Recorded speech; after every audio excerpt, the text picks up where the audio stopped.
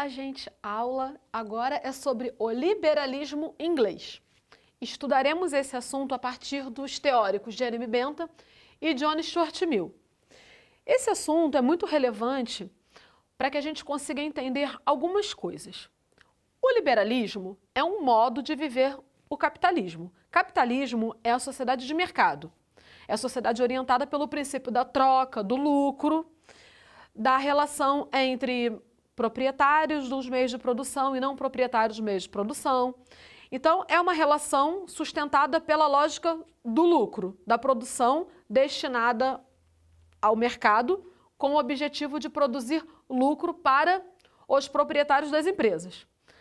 Agora, o liberalismo, a partir da sua origem teórica lá com John Locke no Iluminismo, na Revolução Francesa, tem como premissas a propriedade privada e a liberdade individual. Então, o liberalismo defende também, é uma proposta que tem também a defesa do Estado mínimo. Então, vamos lá. Liberdade individual, propriedade privada, Estado mínimo. Isso pode definir o pensamento liberal. Agora, vem comigo. Qual é o mínimo que você acha que o Estado deve fazer para que as pessoas sejam capazes de viverem na sociedade capitalista? Como assim? Eu tenho que viver com a ajuda do Estado? De acordo com o pensamento liberal, o Estado mínimo deve garantir as condições para que você consiga, viver na sociedade capitalista. Como isso acontece? Quando você vai procurar um emprego, você precisa ter as qualidades necessárias para conquistar o emprego. Mas outras pessoas também podem ter essas qualidades necessárias. Então, você vai participar de um processo de competição a partir dessas qualidades que você, de repente, já tem e outras pessoas também podem ter.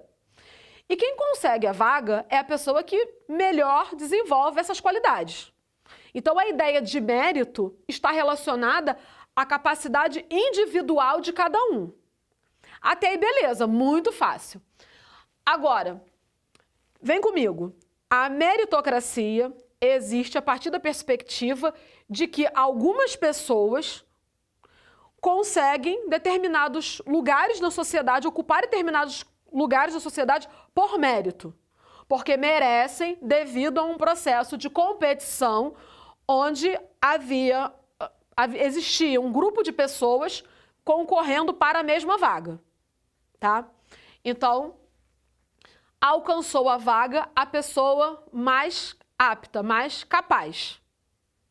Até aí está tudo ótimo, problema nenhum na sociedade capitalista orientada pelo princípio liberal. Agora vamos trazer esse princípio para a realidade brasileira. Vamos falar sobre educação? Então, você que está me assistindo agora, se você olhar assim para a realidade da educação brasileira, da educação escolar, aquela que forma o indivíduo para o mercado de trabalho, então, essa mesmo. Será que você identifica que todas as crianças, adolescentes e jovens em todo o território brasileiro possuem oportunidades semelhantes? Será que todo mundo no território nacional tem acesso à educação escolar capaz de promover uma competição justa? Entramos na questão da justiça. Mas tem outra forma de viver o capitalismo? Tem, através da proposta conservadora, onde o Estado ocupa diversos setores da vida e sociedade. Ele faz várias intervenções em diversos setores. E se ficar muito difícil para você essa compreensão, é só você pensar o seguinte: Estado mínimo privatiza. Estado máximo não faz privatização. É possível pensar a partir dessa perspectiva. Aí podemos pegar alguns exemplos de empresas privatizadas na sociedade brasileira, como a Vale do Rio Doce, por exemplo. Podemos pegar como exemplo também a privatização do setor de energia. E aí a gente começa a pensar o seguinte: poxa, mas se houve a privatização, o Estado vendeu aquela empresa, que ele agora é um Estado mínimo, o Estado não tem responsabilidade, ele não tem culpa de uma má administração. Tem ou não tem? Será que o Estado deveria fiscalizar uma empresa privatizada? Isso deveria estar no contrato de privatização para que esse Estado mínimo consiga garantir o mínimo que a população precisa, como energia elétrica, por exemplo? O que vocês acham? Vocês acham que o Estado privatizando o transporte?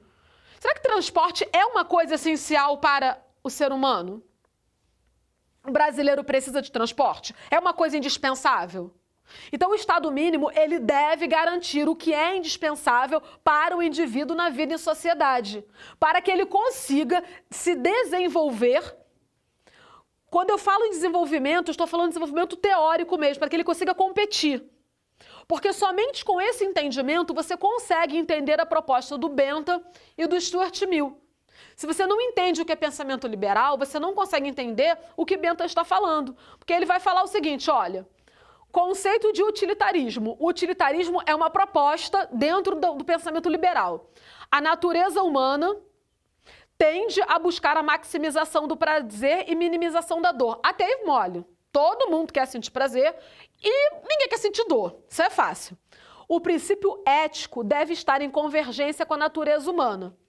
Então, a ética deve estar em convergência, deve caminhar lado a lado com a maximização do prazer.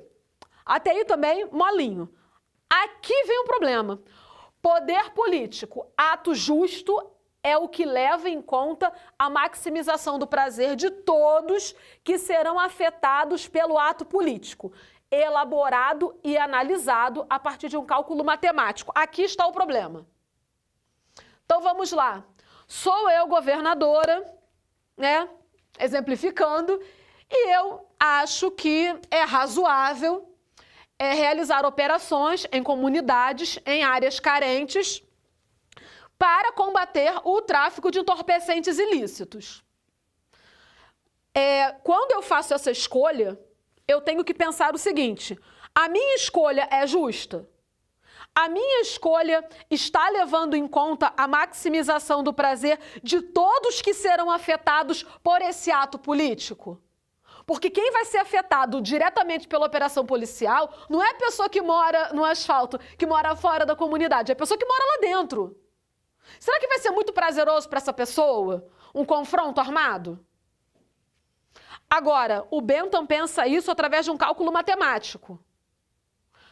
E aí a gente fica refletindo sobre a questão da justiça a partir da matemática. Só que não é só a gente que fica pensando. O John Stuart Mill, ele vai falar o seguinte, olha, o princípio utilitarista deve considerar os aspectos morais. Lembra que moral é norma não escrita? Tá? Normas morais são regras não escritas, normas jurídicas, regras escritas. Então, os aspectos não escritos da sociedade, a cultura da sociedade, ela deve ser considerada para que uma política, um ato político seja justo. Então, a cultura deve ser levada em consideração. Tá? Aí o Aristóteles, lá na Antiguidade, já tinha pensado sobre a questão do hábito. O modo como as pessoas percebem a realidade deve estar relacionado à questão da ética.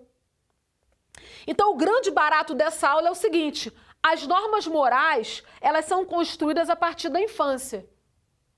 Tudo é construído a partir da infância. Então, quando você realiza, como governador, por exemplo, uma política, quando você promove uma política de confronto dentro de uma comunidade, e toda vez que você envia a polícia lá para dar tiro nos traficantes, qual é a imagem que essas crianças aqui vão ter da polícia militar? A pior possível. Nossa, quando eles não vêm aqui, eu consigo ir para a escola, eu consigo brincar, eu consigo levar uma vida normal. Quando a polícia vem aqui, gente, eu levo tiro, morre meu amigo, não sei. Então, assim, e aí a gente começa a pensar, como nós educamos as nossas crianças pelo princípio da violência? Ah, mas essa professora aí, ó, já está defendendo o bandido. Não. Eu estou promovendo a reflexão sobre o porquê que o serviço de inteligência não pode ser considerado melhor ou pelo menos uma alternativa a uma política de guerra às drogas que se converte numa guerra aos pobres, que produz indivíduos que desde a infância crescem com essa mentalidade moral orientada pelo princípio da violência.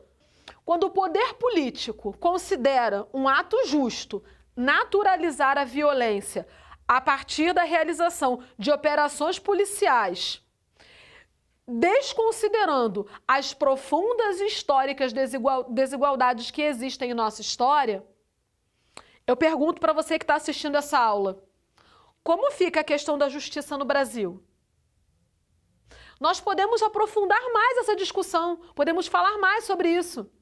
Podemos pensar o seguinte, essa professora aí não entende que o Poder Judiciário brasileiro é imparcial. É? Podemos então fazer uma análise histórica de como se constrói o Poder Judiciário, Poder Legislativo, o Poder Executivo na história do Brasil. Podemos inclusive citar mais autores que não estão aqui. Vera Malaguti Batista, Luiz Mir, Alba Zaluar, Marcos Alvito.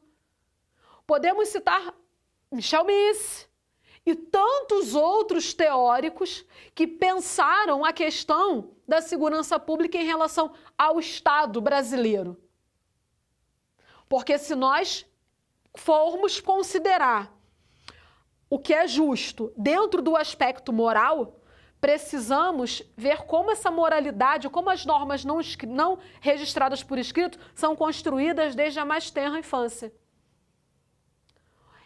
E quando geramos uma sociedade violenta a partir de atitudes promovidas, a partir de políticas públicas promovidas por governos irresponsáveis, depois a gente não pode reclamar que a sociedade é violenta, não é mesmo? Resumindo a aula sobre liberalismo inglês, segundo Jeremy Bentham e Stuart Mill.